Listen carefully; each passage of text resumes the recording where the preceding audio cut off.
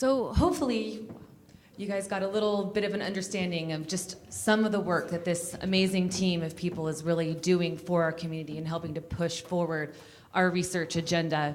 As I mentioned, I think I mention this every year, when I came to my first conference, the dream that I had for my child was gone. What I thought I was going to have in my life and with my children had been taken away with this diagnosis. But coming to a conference and learning about just some of the things that were happening helped me bring back some of my hope. And it allowed me to believe in something greater than this diagnosis and to really push forward, because we can absolutely together achieve treatments and cures for our kids. I'm sorry? Oh. So dream big and work hard. I think that should be our mantra. We should all be having incredibly big dreams for our kids, and together we're gonna work really, really hard to make them happen. FPWR is the perfect example of really taking things and moving little by little forward together. This organization was started by 3 moms at a kitchen table with $50,000. And thanks to all of you and all the work that you've been doing, we've now been able to invest more than $9 million into research, with a huge ROI of an additional $8 million from other sources coming in, all because of the work that you guys are being able to do. What started with $50,000 is now $3.4 million a year. Again, thanks to you, and that all of that work is helping us to move forward these research programs. But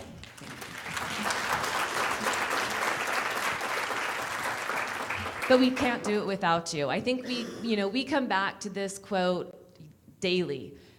Don't ever doubt what a small group of people can do, because we are going to move mountains. There's no doubt in my mind that we're going to do this, but it takes all of us coming together to really make that action happen. So what can you do? Tanya and I want to talk just a little bit about all of the different things that you guys can be doing to really make a dramatic impact on the Prader-Willi research. You can see it's not just one thing. You can volunteer your skill. Look what Blake's doing for us today, right? He's doing all of this recording. For the first time in 8 years, we're going to have Dr. Miller recorded and on the internet so that everyone who couldn't make it today will still have access to that. That's all because of a volunteer who said, I can do it.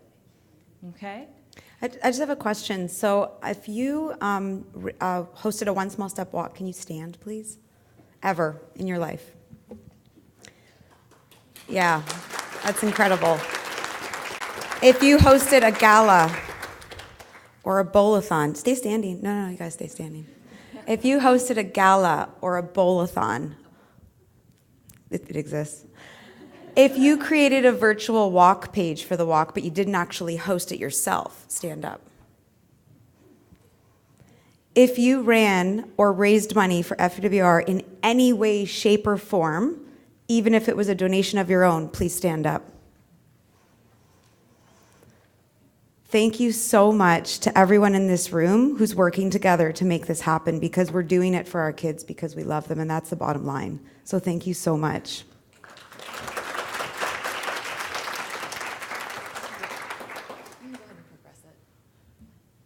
So I think, a lot of this has been gone over before. There's so many things that you guys can do. Stay up to date. You are the biggest advocates that we have.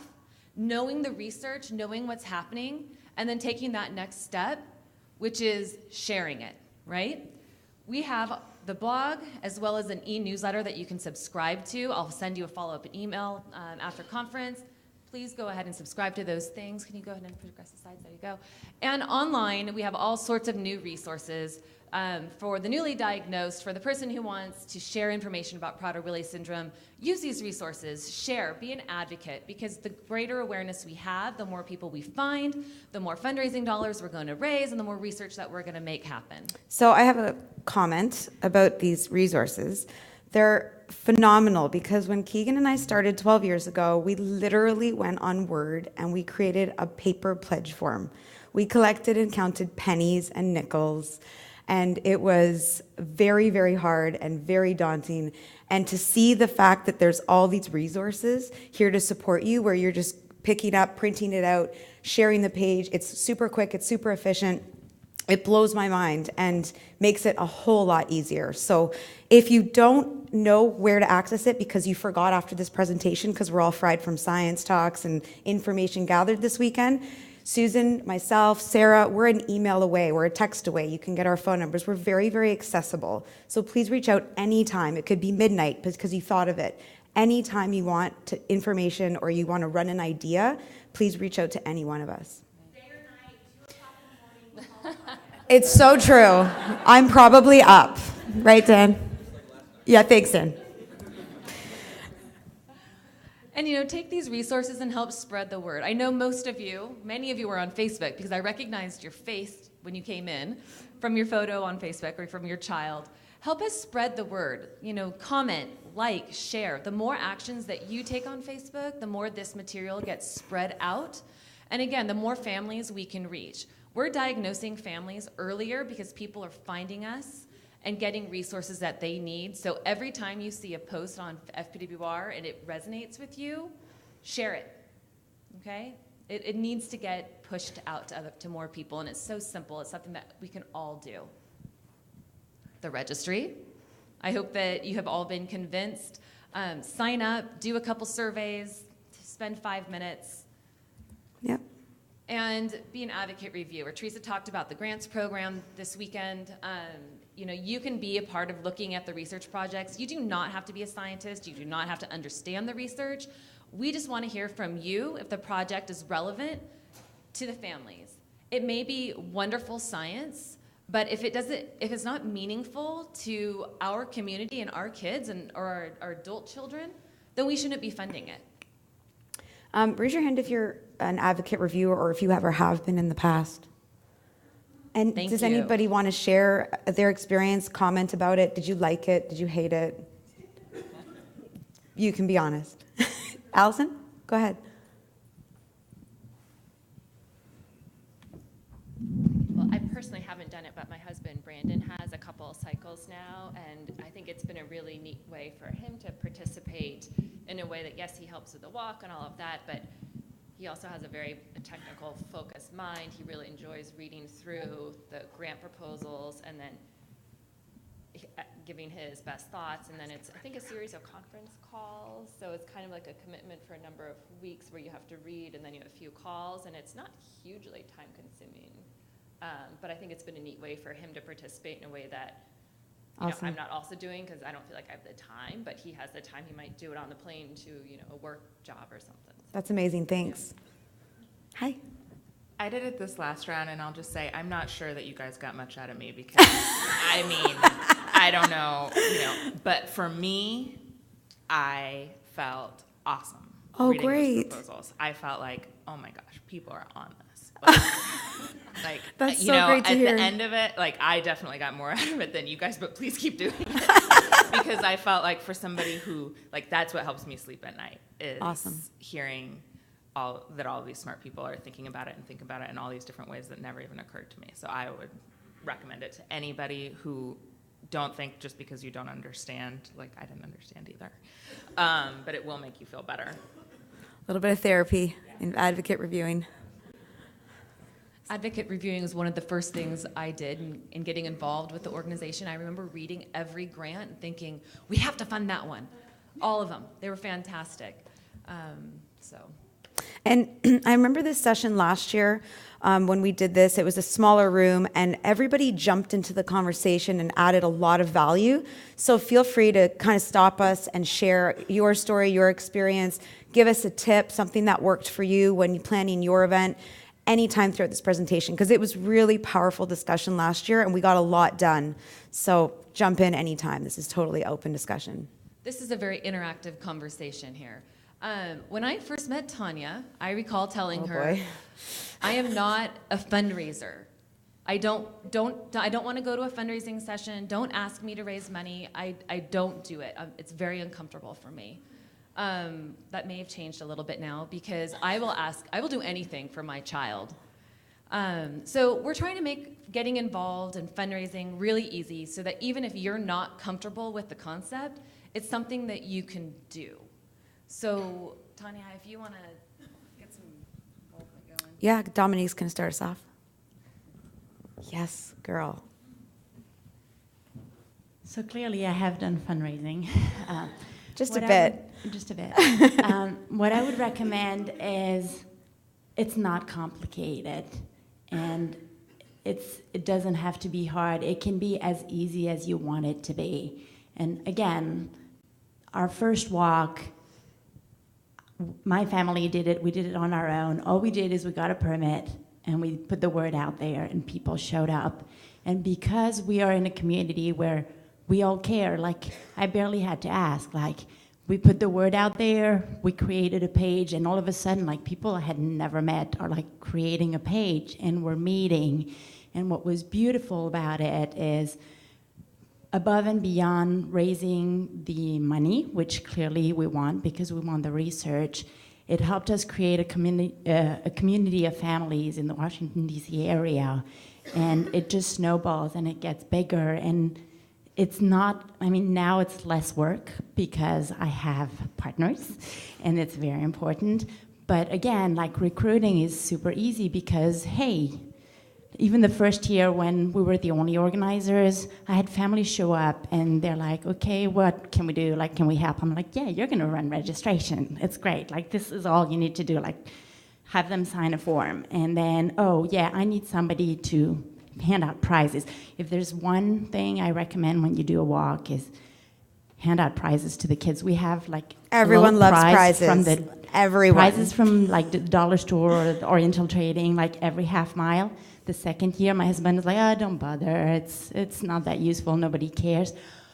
All the kids asked about it, like every single one of them. It's just something really small and really little, and we find volunteers that hand out the prizes. Is a great way for friends. Like Rachel and Joe have been finding friends that are just handing out the prizes.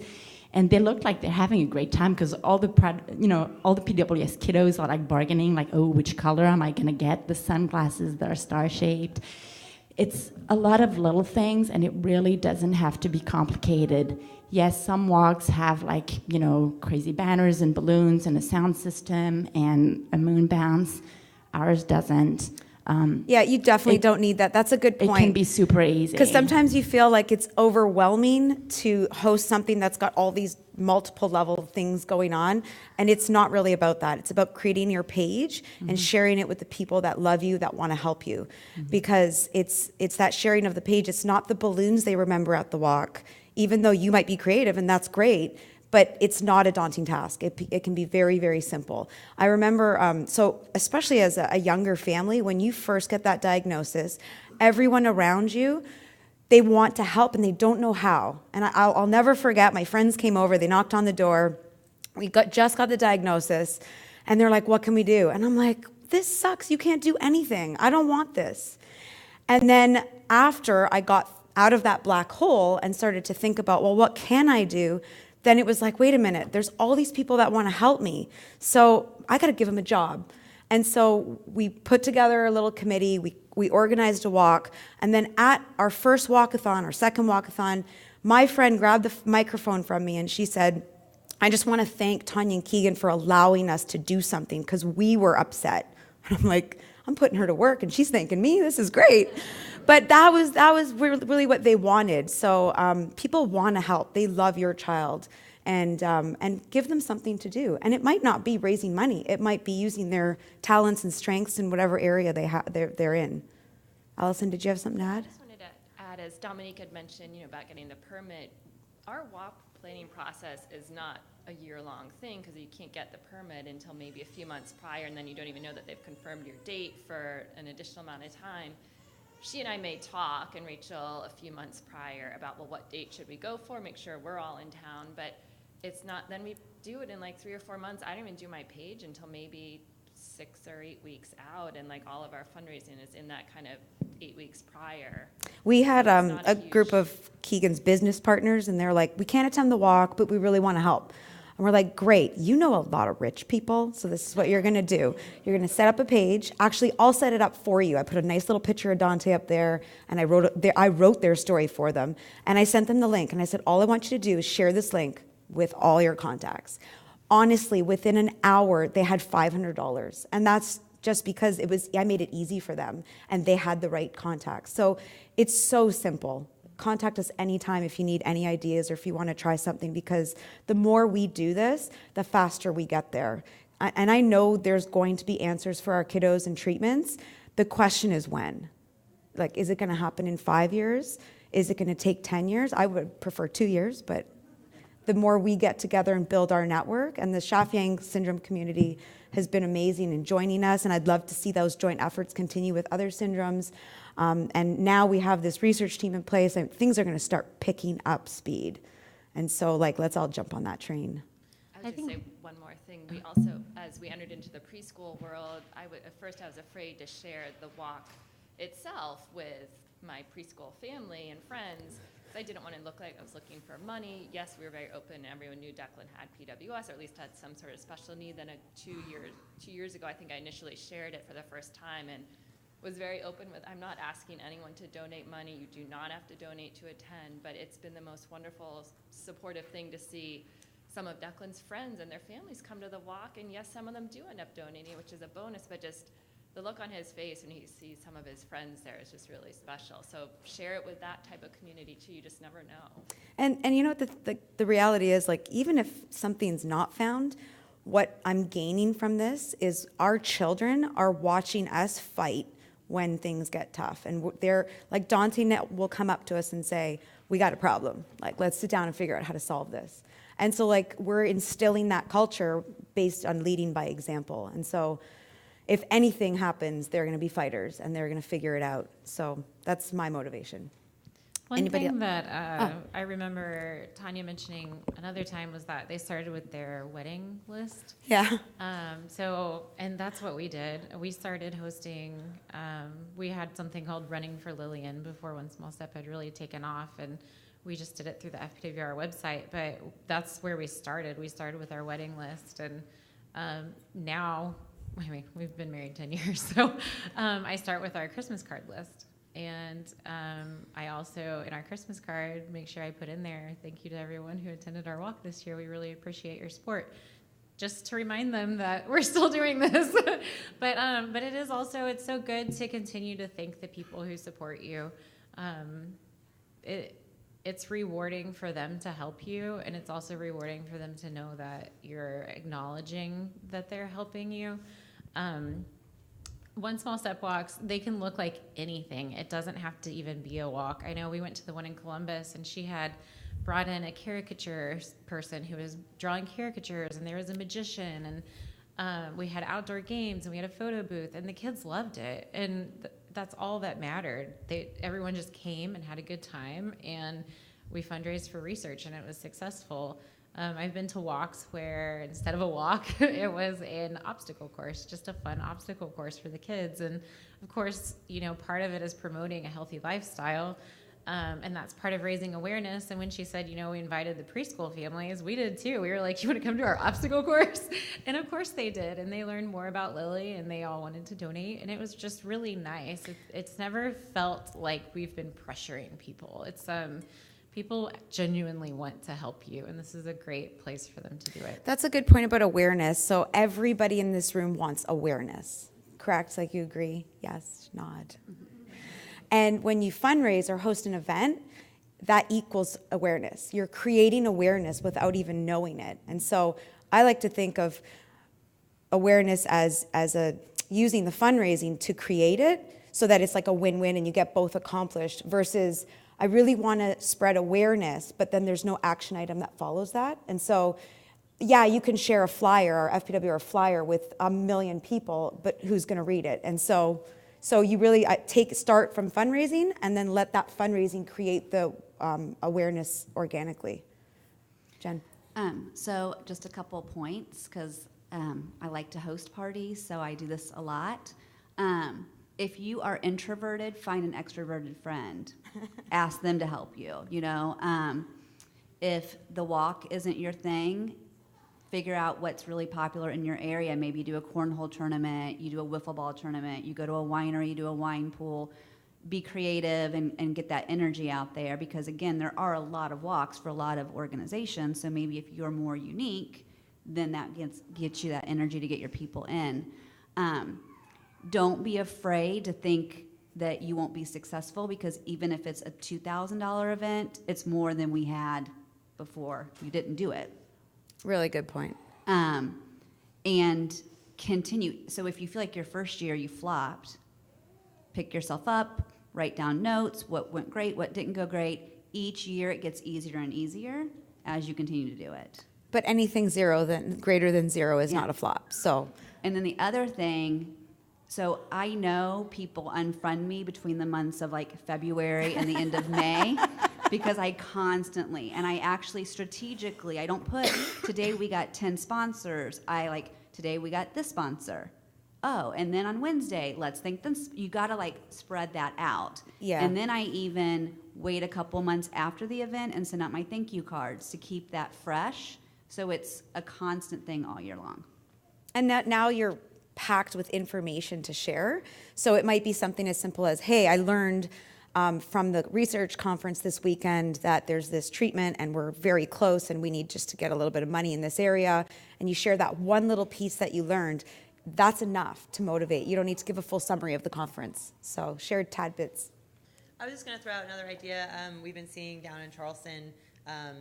You have friends that maybe own, like, there's a fundraiser in our area. They have friends that own a bar, and they, open on a time when they would normally be closed, and they have another friend that, has a garage band, and, they just kind of throw a very informal, not very fancy, but everybody just dances. It's like a dance-a-thon instead of a walk-a-thon. So, again, people are saying think outside the box.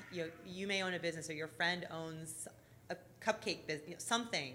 You can build events around all sorts of different types of facilities and things to do. So, Thanks. Sorry, one thing to add to that, I don't know if this is on.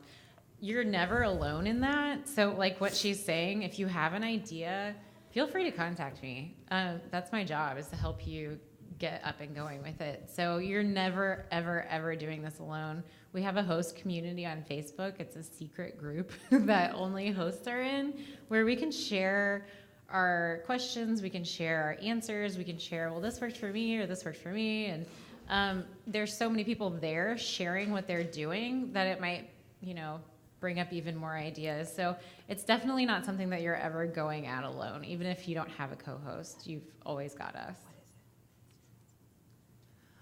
I just wanted to say, all of this stuff is interrelated, and everything about Prader-Willi syndrome is interrelated. Like it's our community and our kids and their lives and their genes, and I mean it's all.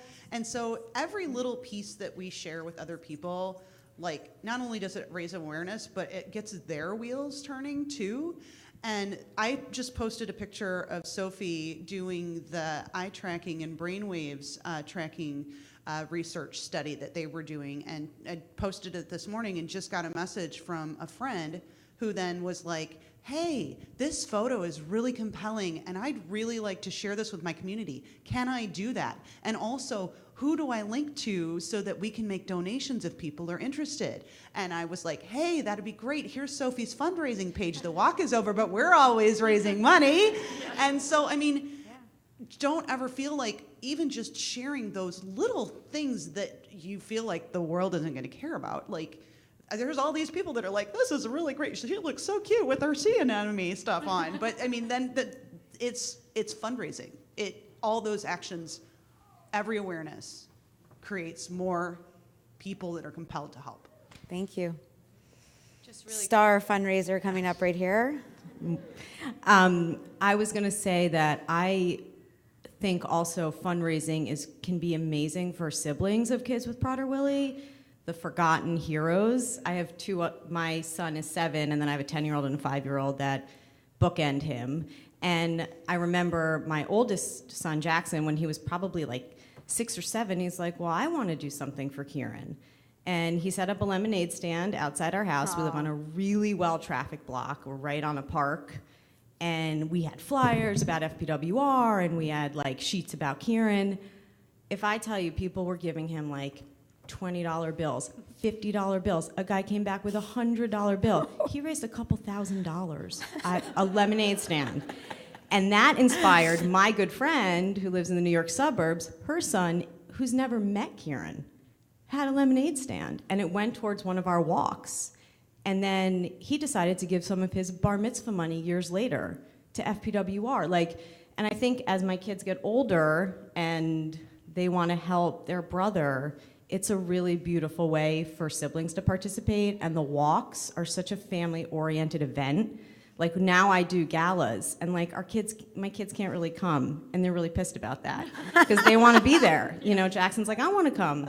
Sorry, buddy, open bar, not happening.